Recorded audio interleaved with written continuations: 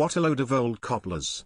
Frost throw cold water on EU apostles' face for Taradiddle about Brexit. Frost roasts Rahman over Brexit culture war claim. I don't normally respond to day-to-day commentary.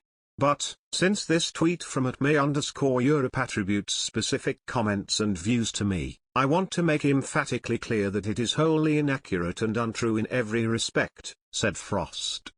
Mujtaba Rahman, managing director at the Eurasia Group, a political risk consultancy, is often to be found on Twitter explaining how doomed Brexit is. Mujtaba, May, Rahman leads and oversees the firm's analysis and advisory work on Europe, helping clients to navigate the macro-politics of Brussels and its interaction with the member states across a wide range of policy areas. These include the EU's management of the coronavirus pandemic and its economic fallout, UK-EU relations, EU climate politics, Eurozone fiscal policy and politics, Franco-German relations and policy, as well as institutional politics in Brussels. Prior to joining Eurasia Group, Mujtaba worked at the European Commission's Directorate General for Economic and Financial Affairs and at the UK Treasury. He is an adjunct professor at Sciences Po in Paris, as well as a senior visiting fellow at the London School of Economics. He teaches political risk to graduate students at both institutions. He is regularly quoted by the Financial Times, New York Times, Wall Street Journal, Economist, Bloomberg, and many other media outlets. He is also a contributing author to Politico Europe, where he writes his monthly Beyond the Bubble column. The former Treasury and EU Commission analyst today made a pretty extraordinary claim about Lord Frost, the government's Brexit renegotiator. Understand that in non-government meetings in Paris last week, Frost said UKG is waging a political and cultural war and that if you want to know what he/KPP think, ignore Whitehall, because it doesn't know, same for UKG embassies, because they're part of old regime-Rahman. Rahman said that on a trip to Paris Frost told people in meetings Britain is waging a political and cultural war. Frost was in the French capital for crucial talks last week over the French fishing row. Rahman claimed Frost said ignore Whitehall on the basis that the civil service and UK embassies have no solutions because they're part of an old regime.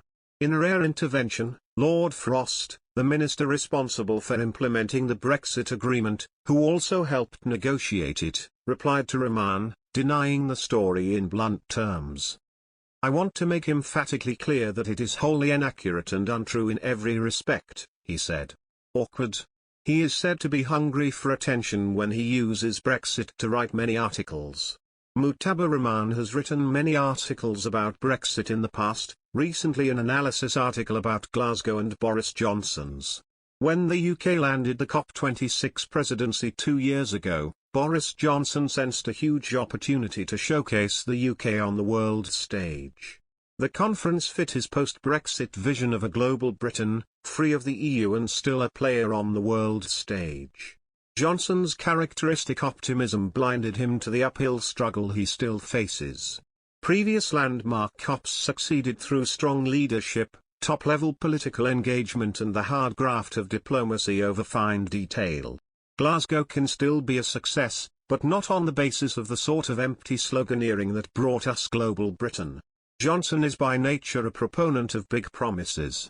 Initially, it was said, he had toyed with the idea of going further than Paris by beefing up its 1.5C wording. This would be against the wishes of his COP26 president, Alok Sharma, the former business secretary, who was said to have expressed frustration at Johnson's overpromising.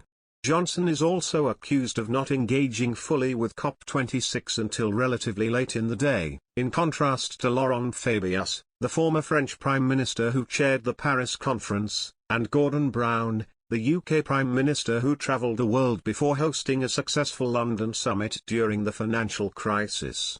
Sharma himself was not Johnson's choice for the role, he had previously approached David Cameron and William Hague. Johnson's holiday in Spain last month also came at a critical moment in the run-up to Glasgow and raised eyebrows in Whitehall. Mujtaba wrote, raised eyebrows in Whitehall.